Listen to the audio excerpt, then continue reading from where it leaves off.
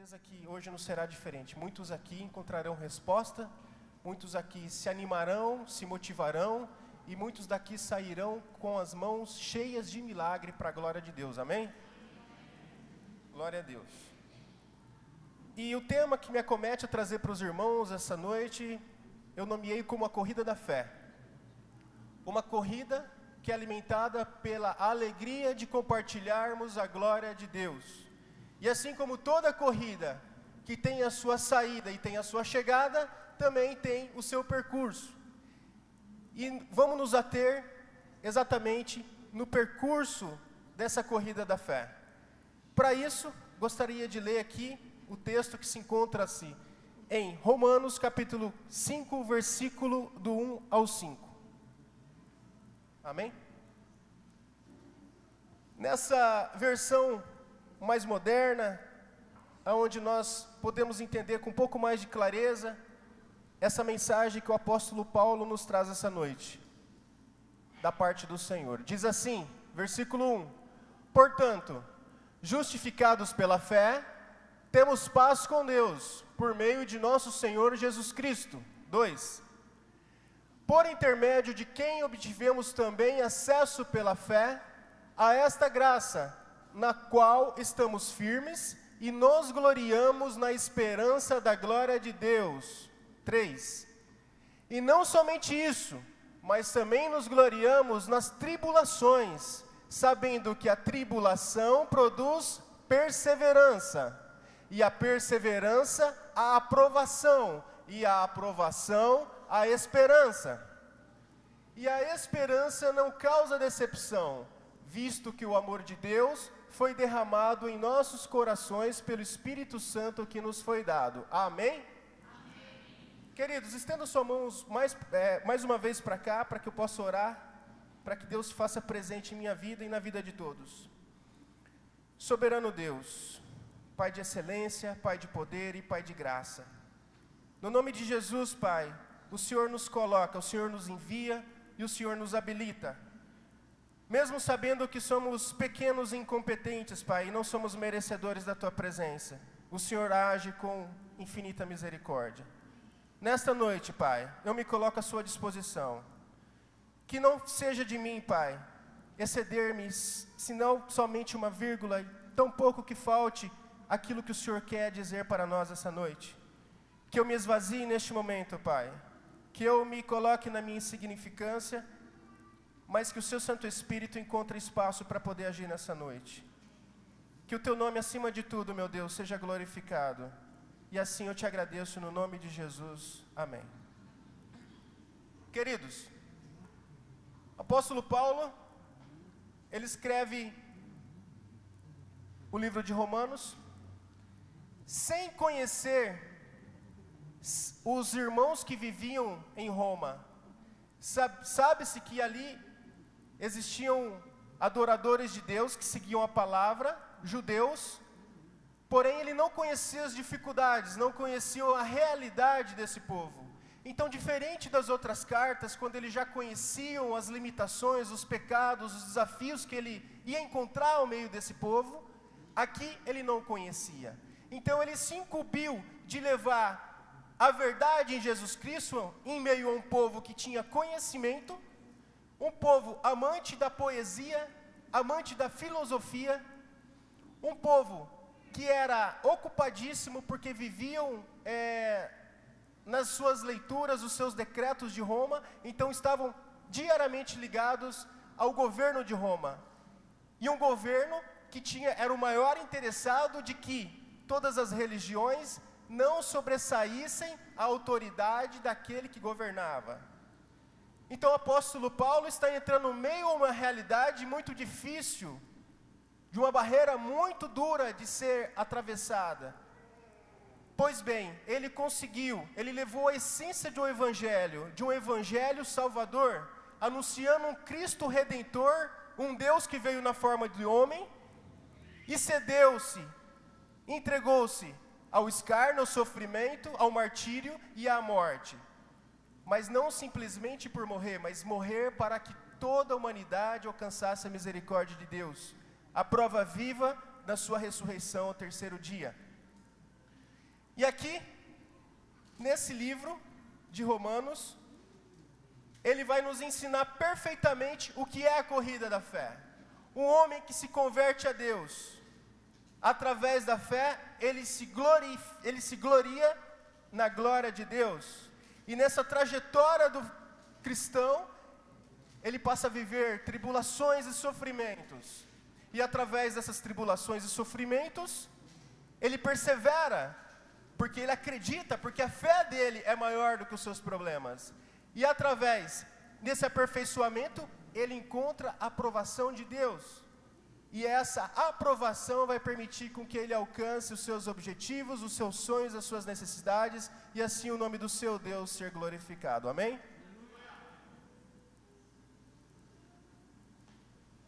Antes de entrarmos com detalhe nessa palavra, eu queria aqui contar rapidamente a história de um homem que passou por todas essas fases. Um homem que viveu intensamente o sofrimento, mas que persistiu. E que ao final o Senhor glorificou e entregou a ele a sua promessa. Vamos para o livro de Gênesis, onde é contada a história de um homem que dentro do útero de sua mulher já começa a pelear com seu irmão. E sua mãe pergunta: mas Senhor, o que é isso? Os meus 2 filhos estão brigando um com o outro. E o Senhor fala com esta mulher: o mais velho servirá ao mais novo, e o mais novo será uma nação muito maior. Uma promessa do Senhor. E aqui nós vamos ver que este homem vai passar por privações, por erros e por sofrimentos. E vamos entender que todo aquele que tem a promessa do Senhor, não importa por onde tropece, não importa onde ele caia, não importa quais são as limitações, os seus defeitos, o que importa é que Deus é fiel e jamais a sua palavra vai voltar vazia, amém? Muito bem, primeiro erro deste homem. Esse homem vende ao seu irmão faminto um prato de guisado. Então ele aproveitou-se da oportunidade para tomar do seu irmão a primogenitura. Naquele momento, o primeiro erro. Um pouco mais adiante, o segundo erro. Induzido pela sua mãe, ele passa-se pelo seu irmão Esaú para receber a bênção do seu pai, a bênção do primogenitor. Este homem é abençoado. E logo que Esaú toma conhecimento que Jacó tomou sua bênção, ele fica furioso e deseja matá-lo. É quando a sua mãe diz: vai para a terra do meu irmão e fique lá para que o teu irmão não te mate. Muito bem, aí começa a caminhada deste homem, uma caminhada de sofrimento, uma caminhada de tribulações, mas uma caminhada de perseverança. No meio do caminho, ele se deita e sonha com anjos que sobem e descem por escadas. E ao acordar, ele diz: certamente o Senhor está nesse lugar. Então é ali que ele já sabe, ele tem a certeza de que Deus vai estar com ele nesta caminhada. Passe o que passar, Deus vai estar com ele. E chegando em Padarã, ele vai ter com o seu sogro, porque ele se apaixona por Raquel. E o seu sogro oferece trabalho a ele, pela conquista da sua filha. Trabalha por 7 anos, e quando ele pensava que conquistaria sua filha, o seu sogro o engana. Entrega a sua filha mais velha, Lia. Pois bem, se você quer a minha outra filha, você vai ter que trabalhar mais 7. Trabalhou mais 7, perseverou. E quando ele achou que ao final desses 14 anos ele podia voltar para sua terra, o seu sogro o segura e fala: não, você esteve comigo até aqui, eu prosperei, então eu quero que agora você trabalhe para mim. E ele, induzido pelo seu sogro, ele trabalhou por 6 anos. Só que nesse tempo o seu sogro roubava, mas Deus foi tão fiel a ele, que nem mesmo uma ovelha abortou durante esses 6 anos. E tudo aquilo que era parte dele, o Senhor o honrava, e ele adquiria riquezas. E chegou um momento que de Raquel nasce um filho, um homem chamado José. E ele diz: é a hora de ir embora. Mas o seu sogro não permitia. E ele foi enriquecendo mais, a chegar ao ponto que o seu sogro teve inveja e quis as coisas dele. E aí o Senhor disse: agora vá para a terra do seu pai. Foi então que este homem saiu com suas mulheres e seus filhos, suas concubinas e seus empregados e toda a sua criação, e no meio do deserto, mais uma provação, mais uma perseguição. O seu sogro vem atrás, querendo matá-lo. Mas aí o Senhor, seu Deus, se apresentou diante deste homem e disse: ao meu servo não dirá coisas para o bem, nem coisas para o mal. Aleluia. E este homem, alcançando a Jacó, diz: o seu Deus veio falar comigo, mas não entendo porque me roubaste meus ídolos. E Jacó, não sabendo de nada, disse: não roubei nada do que é teu, fui justo por todos esses 20 anos, que o Senhor seja o meu juiz diante de ti. Enfim, fizeram ali uma aliança, e ele continuou a sua caminhada. E quando Jacó achava que já estava livre do sofrimento, das perseguições, um dos seus servos, um dos seus mensageiros diz: seu irmão Esaú vem ao nosso encontro com mais de 400 homens. Oh Jesus! E aí vem aquele desespero, porque ele sabia que devia ao seu irmão, mas ele ainda acreditava em Deus. E foi aí que Deus se manifesta em forma de anjo. E naquele momento a Bíblia nos relata que eles tiveram uma luta, uma batalha, ao qual Jacó prevaleceu.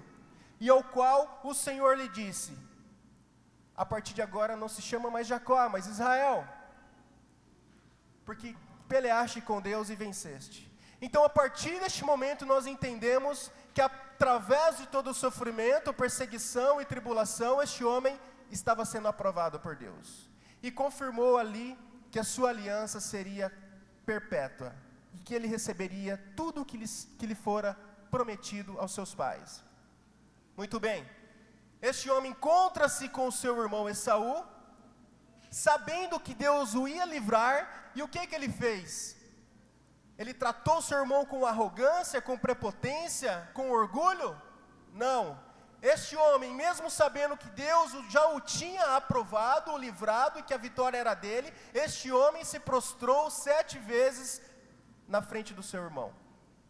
Um exemplo de fé.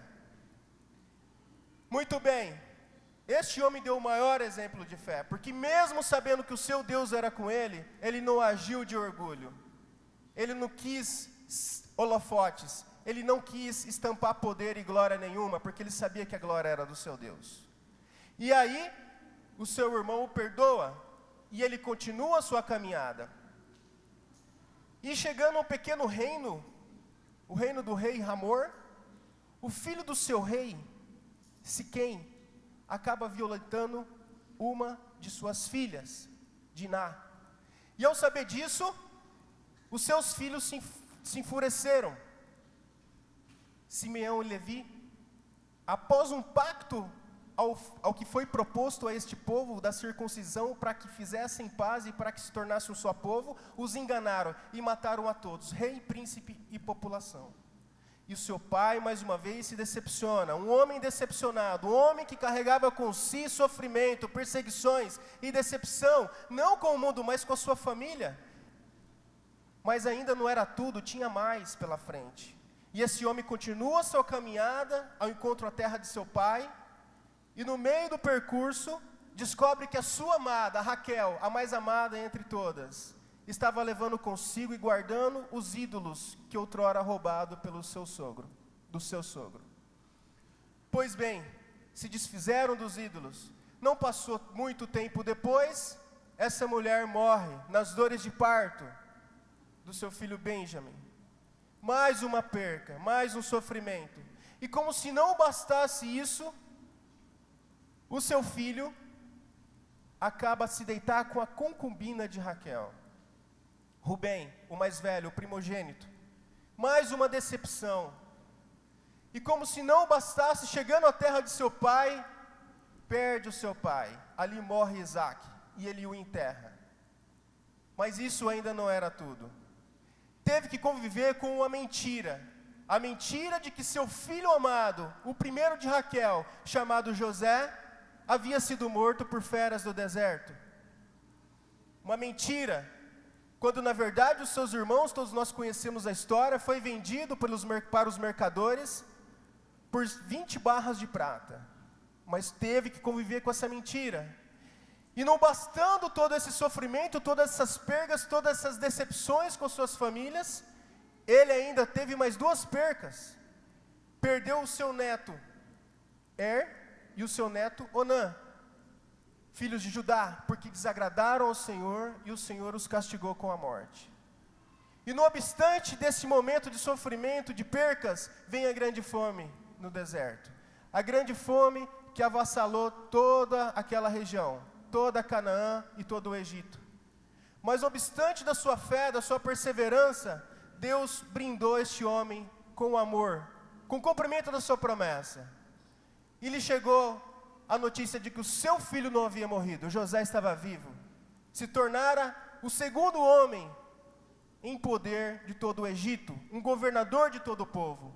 O homem responsável por permitir que toda a nação dos hebreus não padecessem, não morressem de fome, mas sobrevivessem para que a promessa do Senhor se cumprisse. Um homem que viveu 147 anos, teve ainda a oportunidade de abençoar os filhos de José,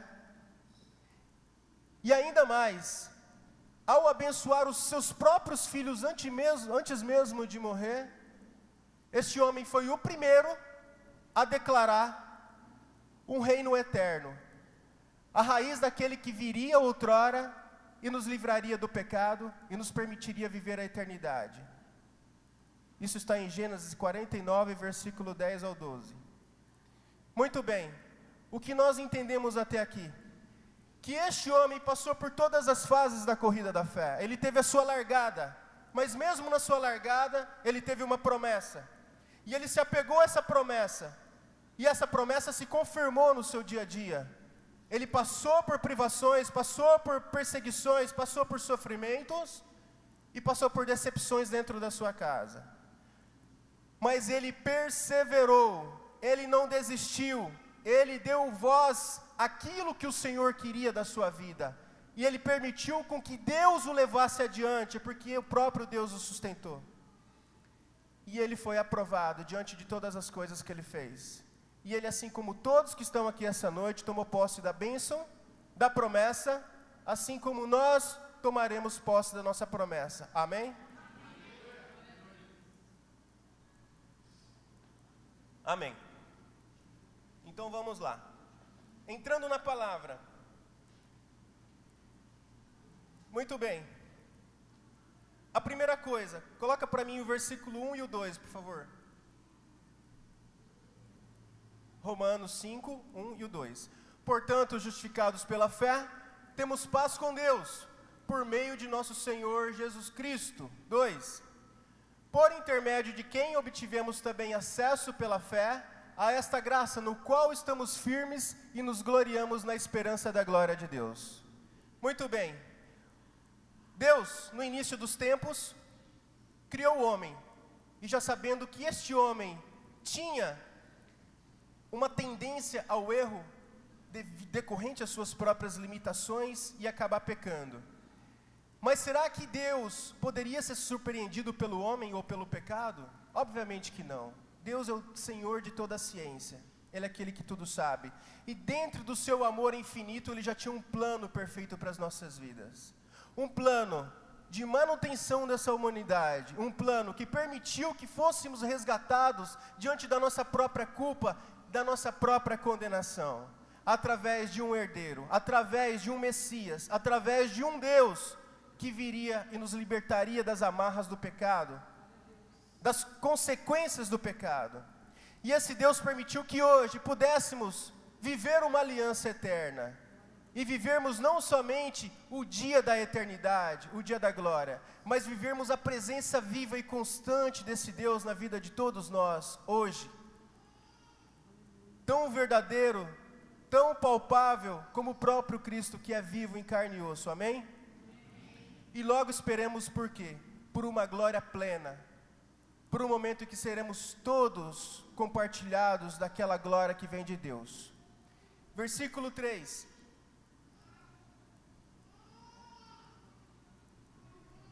Por que nos gloriarmos em Deus então? A fé que Deus nos ensinou a sentir, nos permite gloriarmos na glória de Deus, isso é acreditar, isso é ter a certeza do dia de amanhã. E já no versículo 3, vai nos dizer o seguinte: e não somente isso, mas também nos gloriamos nas tribulações, sabendo que a tribulação possui perseverança. Glória a Deus. A tribulação produz perseverança. Então devemos nos gloriar no sofrimento, meu Deus. Isso é muito mais fácil falar do que fazer, vocês concordam? Quem vai sair dando glória aí quando está sofrendo perseguição, quando está sofrendo tribulações, quando está sofrendo na carne, no bolso, nos seus próprios filhos? É muito difícil, mas é exatamente isso que eu vim dizer essa noite pela parte do nosso Deus. Devemos sim gloriarmos no sofrimento, nos orgulharmos de estar sofrendo, e nós vamos entender por quê.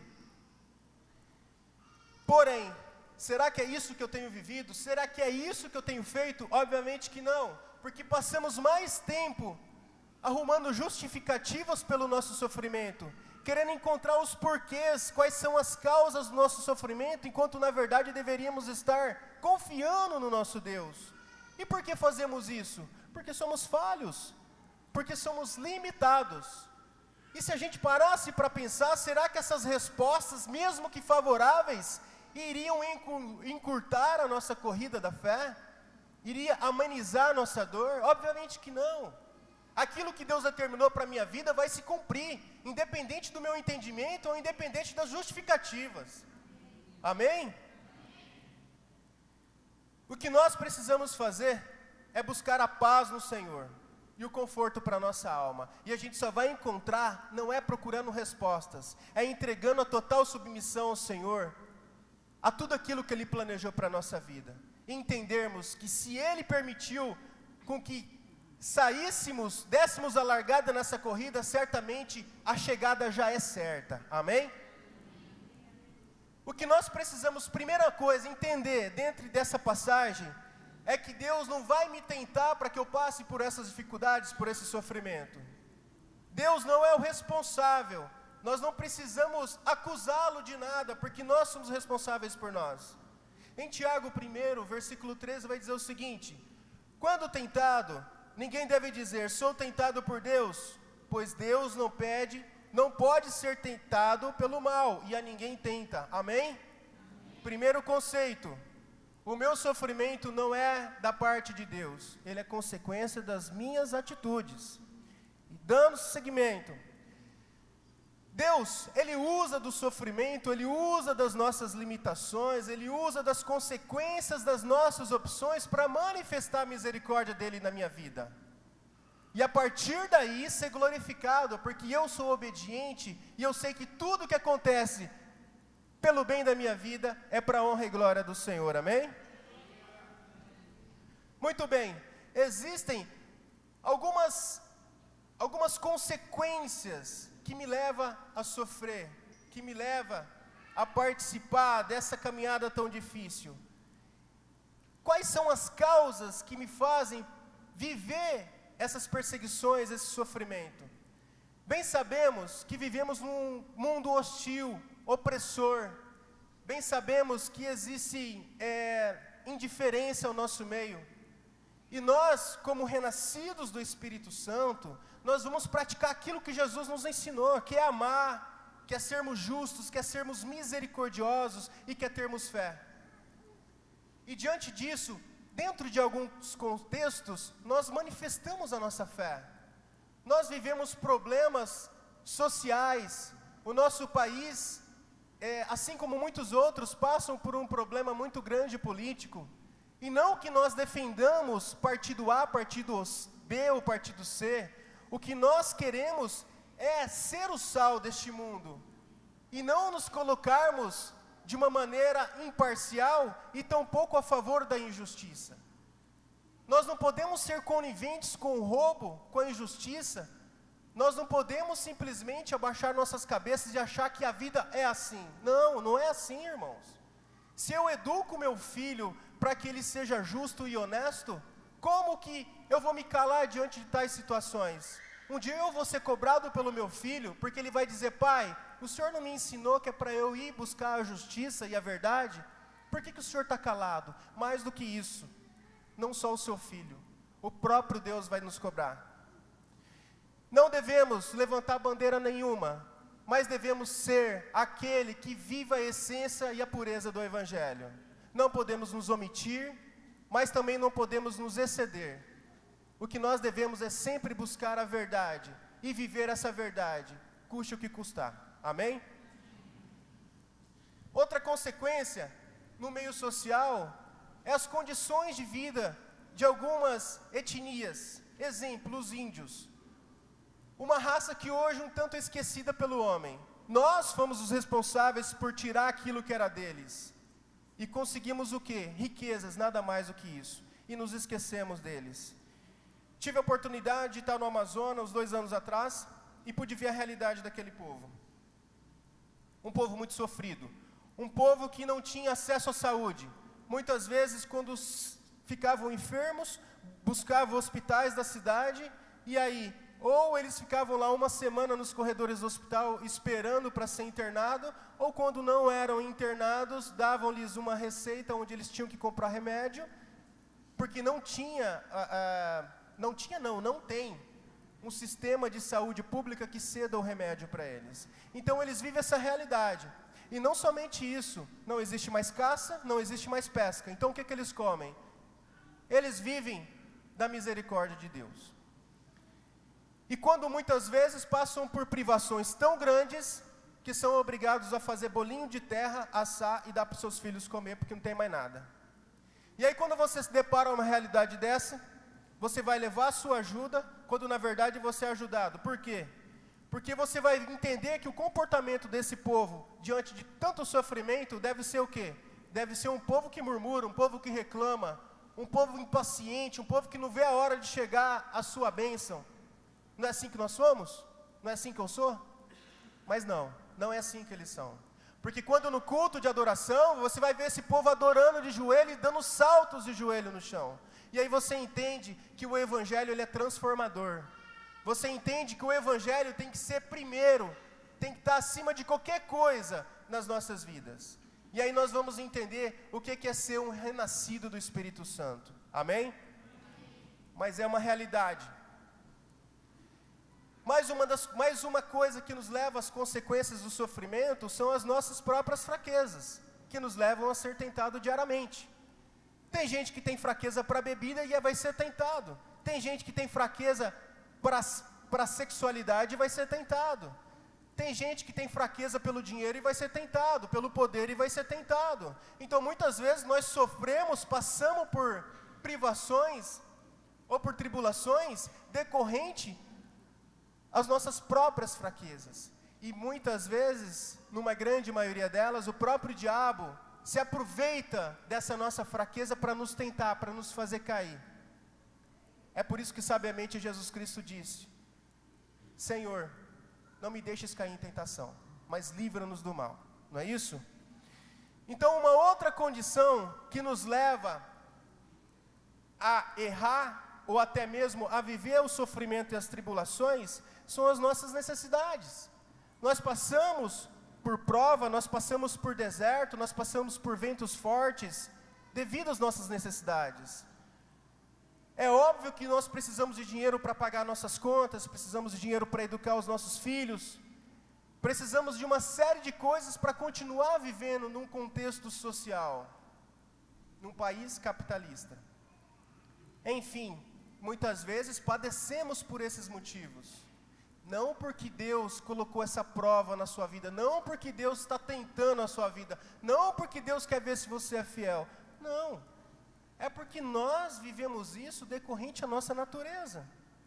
E não somente isso, muitas vezes, pelas nossas próprias doenças, por carregarmos essa herança adâmica de adoecermos e morrermos.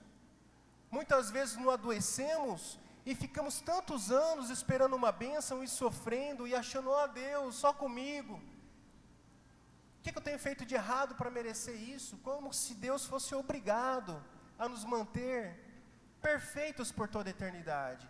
Esse era o plano dele inicial, mas nós recusamos. E aí herdamos todo esse rol de doenças que nos levam praticamente a vida inteira a sofrer. Exemplo, minha mãe uma serva de Deus, que está na presença de Deus há mais de 20 anos, usada grandiosamente pelo poder do Espírito Santo, vive uma doença degenerativa articular, que o dia que ela está bem, ela varre a casa com muita dificuldade. E o dia que ela está atacada, ela nem se levanta da cama. Pensa que é fácil, irmãos? Não é fácil. Não é nem um pouco fácil. E aí você tem que perseverar na fé, acreditando numa cura, acreditando no alívio de uma dor. Mas ela persevera, não pelas forças dela, mas pelo estímulo, pelo poder de Deus. E eu creio numa cura, eu creio. Mesmo que os meus olhos não vejam essa cura, eu morrerei acreditando, queridos. Porque a minha fé não pode ser alimentada por aquilo que acontece. Ela tem que ser alimentada por aquilo que eu acredito. E eu acredito no Deus de poder, no Deus de glória e no Deus de honra. E não só para ela, acredito pela cura de todos que estão aqui. Porque o nome de Deus será glorificado, amém? E não bastasse isso, os nossos sofrimentos podem ser consequências das nossas ambições e desejos individuais. Nós podemos sim desejar coisas grandes, nós podemos ter ambições, nós podemos querer dar um passo maior, nós podemos querer ter uma vida melhor para nós, para os nossos filhos, mas nós podemos também sofrer privações decorrentes a essas ambições. Então tudo deve ser muito planejado, tudo deve ser estudado, tudo tem que ser feito de uma maneira que você tenha que se precaver dos imprevistos, não é mesmo? Jesus mesmo disse, comparou aquele que edifica a sua casa sobre a areia e aquele que edifica sobre a rocha, levando para uma conotação espiritual, mas nós temos que trazer também para uma conotação social, porque aqueles que fazem as coisas de qualquer jeito, achando que Deus é comigo, tudo posso fazer, tudo é possível naquele que crê, cuidado. É melhor a gente ter um pouco mais de entendimento da palavra e agir com um pouco mais de cautela, amém? Outro fato que pode nos levar às consequências, às tribulações, ao sofrimento, as nossas decisões. Talvez esse seja um dos fatos que mais nos leve a sofrer. E muitas vezes as decisões, elas são decisões que não deveriam ter sido tomadas naquele momento. Eu posso passar por dificuldades financeiras, tem um monte de gente querendo emprestar dinheiro, mas a juros altíssimos. E aí só pelo fato de você acordar e falar assim, para mim chega, meu Deus, eu vou tomar posse da minha bênção hoje, como se eu pudesse liberar a bênção pela minha própria capacidade. E vou até a empresa que empresta dinheiro, ou o banco, empresto lá sei lá quanto, em juros altíssimos, e fico pagando juros, e depois juros sobre juros, depois juros sobre juros. Quando eu vou ver, eu estou passando a prova, eu estou no deserto, eu estou vivendo um vento forte. Deus, não aguento mais, Senhor, o Senhor está me provando. Irmãos, não é Deus, é você. Não é Deus, Deus faz planos de bem. Os planos dele são bons, são perfeitos, são agradáveis, só que a gente se insiste em complicar o agir de Deus, e a gente não sabe esperar. As nossas próprias consequências, as nossas próprias decisões. Entendendo que não é Deus que promove tantas tentações nas nossas vidas ao ponto de sofrermos, entendendo que são os nossos atos, que são as nossas decisões, que são a nossa realidade social, nós questionamos, Senhor, mas só acontece comigo, meu Deus. Olha aquele homem lá, nem serve ao teu nome, é um ímpio, um pecador, e olha como ele está indo bem na vida. Uma vez, pregando para uma auxiliar técnica, em uma clínica que eu trabalho, falando do amor de Deus, de como é bom servir a Deus, de como é bom estar nesse caminho, porque somente quem serve a Deus sabe como é bom servir a Deus. Não é verdade? Ela falou para mim, Lucas, eu já frequentei igreja de crente, mas eu não frequento mais porque ser crente é sofrer demais. Eu falei para ela, querida, ser crente é sofrer, mas é ter um Deus que cuida, que guia, que garante a sua chegada. E a gente vai entender que não é só o crente que sofre. Em Eclesiastes 9:2 vai dizer: tudo acontece igualmente a todos, ao justo e ao ímpio, ao bom e ao mau, ao puro e ao impuro, ao que oferece sacrifícios e ao que não oferece, ao bom e ao pecador, ao que faz juramentos e ao que não faz. Então tudo acontece para todos. Assim como dizem o sol é para todos, a lua também é. Mas nós temos um Deus que nos livra, um Deus que nos conforta, um Deus que nos fortalece, e um Deus que vai dizer para você: filho, acalma-te, porque o que você está esperando está por chegar. Quem crê, diga amém. Glória a Deus. Agora, a diferença entre o cristão e o ímpio é o quê?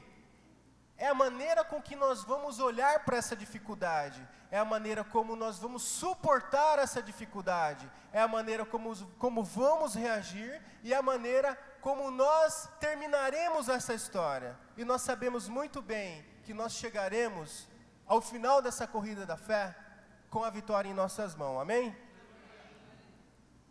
Muito bem, tomando todos esses conceitos, sabendo que Deus não tem parte na tentação, que nós somos na maioria das vezes responsáveis por aquilo que acontece na nossa vida, e que não somos somente nós, mas todo o mundo, todas as pessoas que vivem nesse mundo, deveríamos o quê?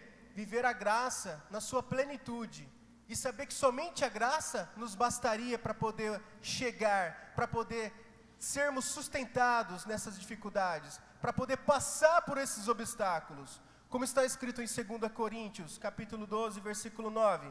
A minha graça te basta, porque meu poder se aperfeiçoa na fraqueza. Por isso, de boa vontade me gloriarei nas minhas fraquezas, a fim de que repouse sobre mim o poder de Cristo. Amém? Se eu fosse poderoso, irmãos, se eu fosse sábio, se eu fosse autossuficiente, não haveria espaço nenhum para a glória de Deus em minha vida.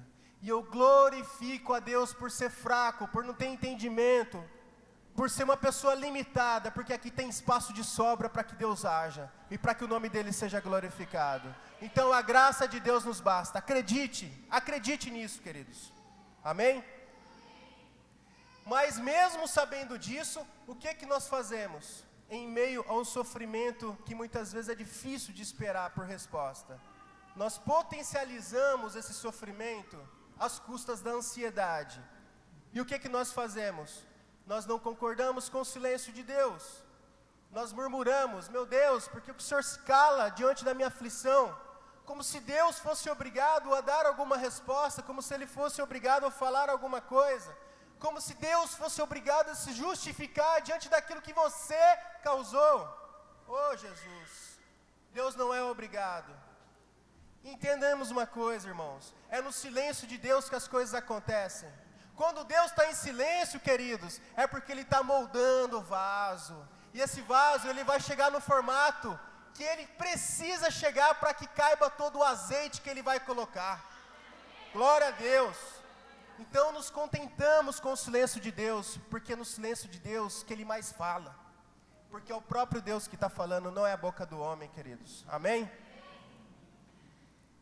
Lançamos ansiedade nas nossas vidas, porque nós vivemos um conflito interno de autojustificação. Meu Deus, por que eu tenho que passar por isso, Senhor? Eu vou no culto, na terça, na sexta, no domingo, eu jejum, eu oro, eu pratico a Tua palavra, eu prego o Teu evangelho, eu sou um filho exemplar diante de Ti, Senhor, não sou merecedor.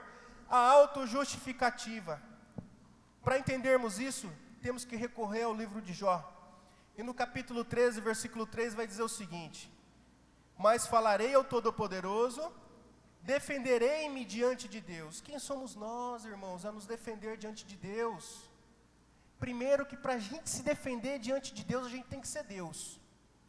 No mínimo, para estar no mesmo patamar, na mesma autoridade, na mesma glória. E a gente, meu Deus, nem em sonhos a gente nem alcançaria um nível um pouco mais abaixo. Estamos bem lá embaixo, queridos. Então ninguém pode se justificar diante de Deus. E é exatamente por isso que quem nos justifica é o Espírito Santo. Amém? Interessante, queridos. vai dizer o seguinte, aqui no 34, pois quem jamais disse a Deus, sofri apesar de não haver pecado? Ninguém pode dizer. E já no 35 vai dizer o seguinte, tu tens direito de dizer, a minha justiça é maior que a de Deus? Então, incondicionalmente, jamais teremos o direito de nos justificar diante de Deus. E jamais teremos argumentos de nos justificar diante de Deus. E jamais será aceita a justificativa do homem diante de Deus. Amém? Amém. Louvado seja Deus. Muito bem. E aí, uma outra questão que nos leva a lançarmos sobre a ansiedade, essa ansiedade que tira toda a nossa paciência, não nos permite esperar como bons servos de Deus, é porque não sabemos aonde está essa linha de chegada dessa corrida da fé, até onde durará o nosso sofrimento, e se de fato chegaremos ao fim desse sofrimento. Mas chegaremos, queridos, acredite que chegaremos, porque vai dizer em Romanos 8:35, quem nos separará do amor de Cristo? Será a tribulação, a angústia, a perseguição, a fome, a privação, o perigo, a espada? Mas em todas essas coisas somos mais que vencedores por meio daquele que nos amou. Já somos vencedores na tribulação, já somos vencedores na perseguição, já somos vencedores na espada, queridos. Não é a dificuldade que vocês estão passando hoje, não é a espera que vocês estão passando, não é a decepção que vocês estão vivendo pela demora, que vai separar vocês do amor de Deus, porque quando Deus amou cada um de vocês, Ele já determinou a vitória, ela já está escrita, e o nome dEle já está sendo glorificado aqui nessa noite.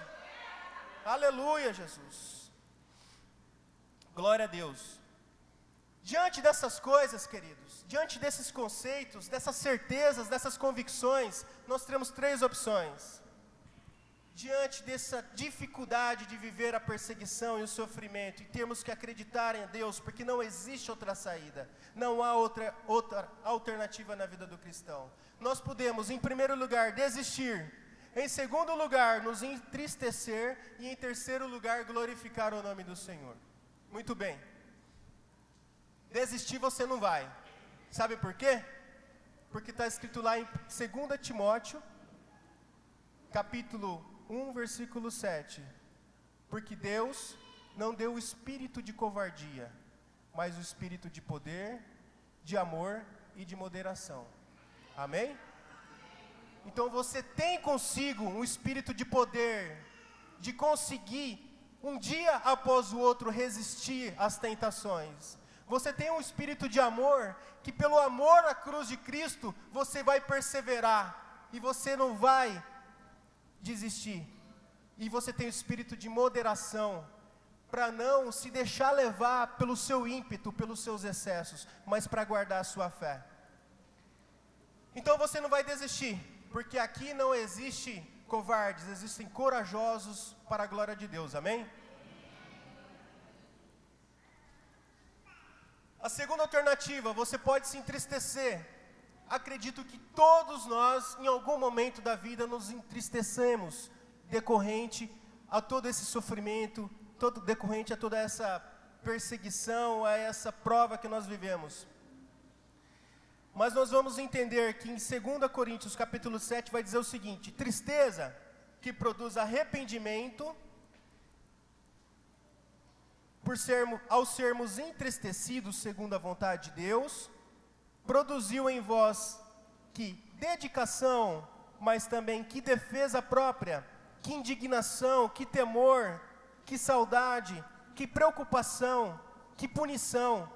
Em tudo provastes estar inocentes nesse assunto. Queridos, se eu me entristeço, provavelmente não, com toda certeza, o Espírito Santo vai produzir arrependimento no meu coração.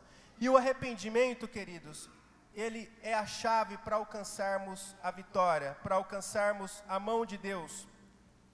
Porque o perdão se complementa no arrependimento.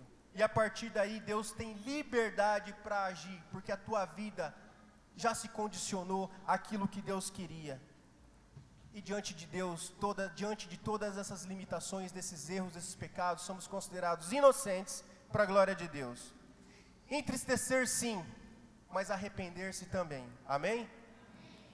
E a terceira opção é glorificar a Deus. Se nós estamos tristes, é porque ainda não fomos aprovados diante de Deus.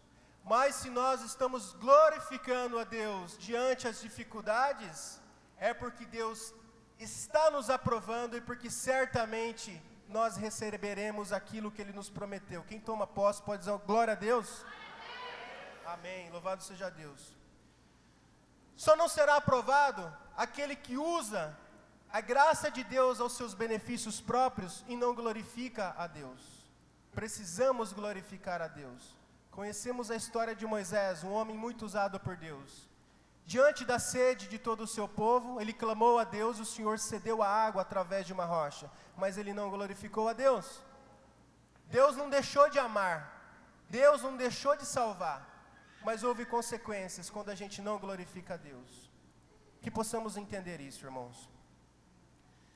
Então a base para que possamos passar por toda essa dificuldade, para que possamos passar por esse sofrimento, por essa perseguição, é simplesmente perseverar. E a perseverança é o selo que está cravado no coração de todo aquele que é nascido pelo Espírito Santo. Porque quem não tem o Espírito Santo em sua vida não vai aguentar, não vai persistir, vai acabar caindo fora, vai se entregar. Eu tenho isso na minha vida? Vamos ver se eu tenho. Em Jó 24, 22. Todavia, Deus prolonga a vida dos valentes. Com a sua força, levantam-se quando já não tinham esperança na vida. Então Deus, Ele está dando força e Ele está dando esperança para quem está fraco essa noite. Deus está dizendo o seguinte: filho, eu sei que esse fardo é pesado e eu vou ajudar você a carregar, porque o meu Espírito vai te sustentar nessa noite. E você vai sair daqui mais leve, confiando e acreditando que eu estou contigo e que através das suas bênçãos que eu vou entregar, o meu nome será glorificado, amém? Então, com toda certeza, irmãos, a perseverança está cravada no coração de todos aqui. E diante disso, queridos, terei gozo nas provações. Meus irmãos, considerai motivo de grande alegria o fato de passardes por várias provações. Tiago 1:2. Ele sabia exatamente o que ele estava dizendo, porque através das provações que nós seremos perseverantes, que seremos aperfeiçoados e que seremos aprovados. Todo ser humano precisa ser aperfeiçoado, todo. Aquele que não passa por tudo isso, não será aperfeiçoado, tampouco será aprovado. Então, se você quer receber o que você tem pedido a Deus, se permita passar por essa corrida da fé. Se permita ser aperfeiçoado, porque é isso que Deus quer para as nossas vidas. E a partir deste momento, Deus nos aprova. Coloca, por favor, versículo 4. Romanos 5, versículo 4.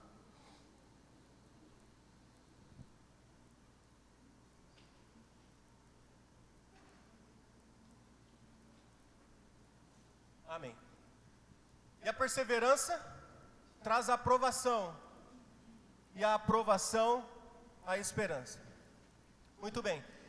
Depois que Deus, a partir das nossas decisões, a partir das consequências da nossa vivência social, Ele nos mostra insuficiente, incapacitados, e mostra-nos que nós precisamos constantemente da Sua presença, da Sua glória, e que somos dependentes dEle.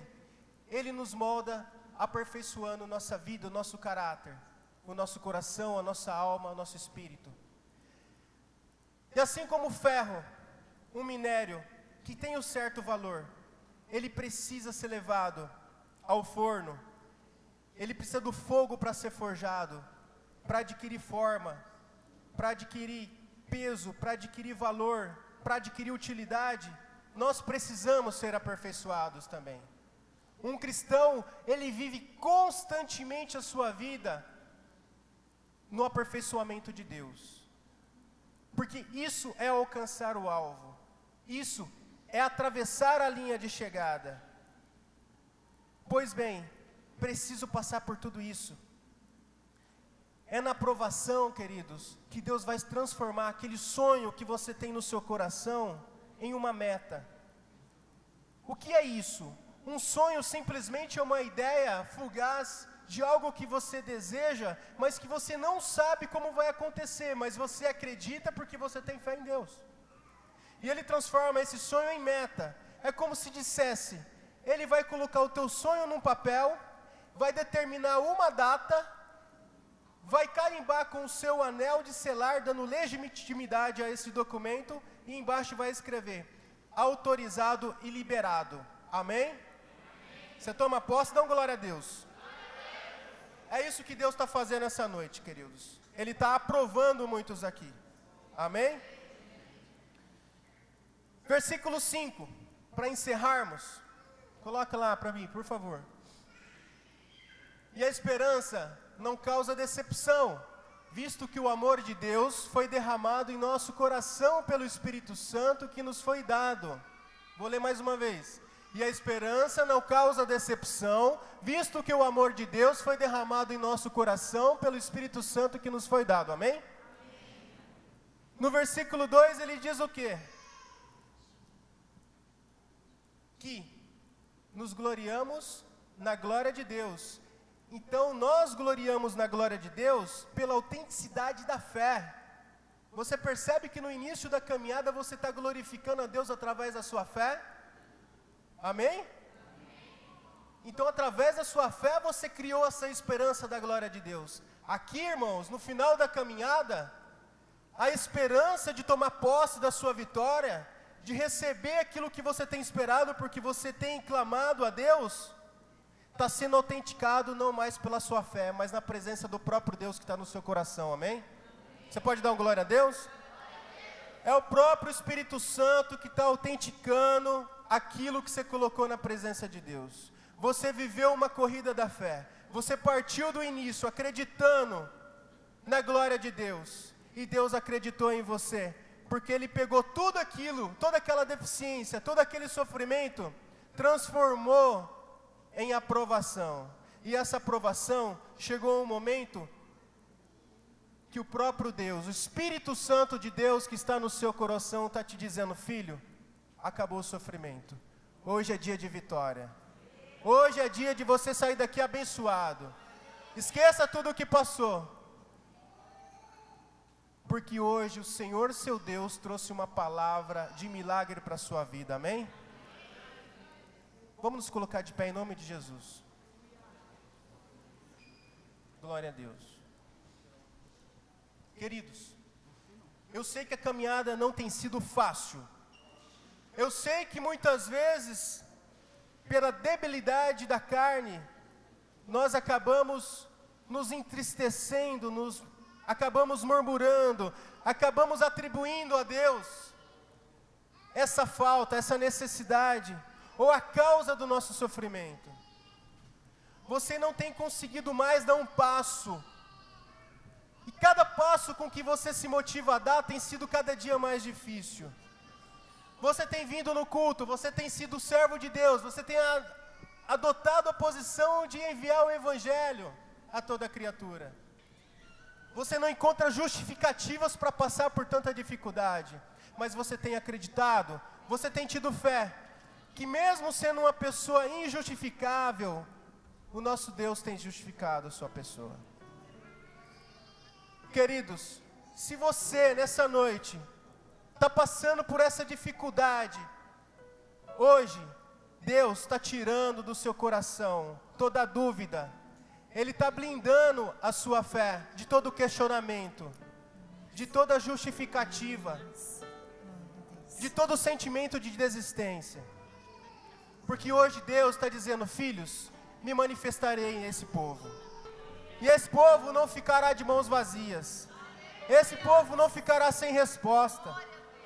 Esse povo vai dar um passo adiante, porque está chegando. Dá mais um passinho, porque está chegando. Você não pode ver a chegada dessa corrida, mas eu estou aqui na chegada te esperando para entregar o que você está esperando. Queridos, e se você, ao meio dessa dificuldade, ao meio dessa prova, ao meio dessa tribulação, ao meio dessa perseguição, você está glorificando a Deus. Você está falando: Senhor, Tu és fiel. Senhor, Tu está comigo. Senhor, a Tua palavra não volta vazia. Senhor, o Teu nome é glorificado pelo Teu Filho.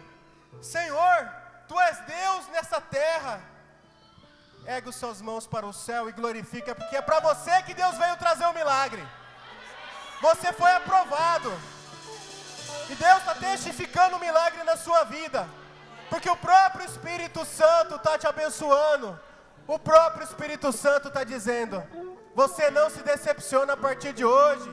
Glória a Deus. Porque embora tenha sido crucificado em fraqueza, Ele vive mais pelo poder de Deus. Pois nós também somos fracos nele, mas viveremos com Ele pelo poder de Deus para conosco. Vocês estão fazendo exatamente o que Cristo fez. Vocês estão sendo fiéis. Na fraqueza da sua carne você está padecendo, mas como Jesus padeceu naquela cruz pela fraqueza da carne, o poder e a glória de Deus se manifestou naquela cruz ao terceiro dia, assim como Ele está se manifestando essa noite, porque é para a glória de Deus, queridos, que vocês vão tomar posse hoje glorificando a Deus, amém? Louvado seja Deus. Feche seus olhos, eu quero orar por vocês.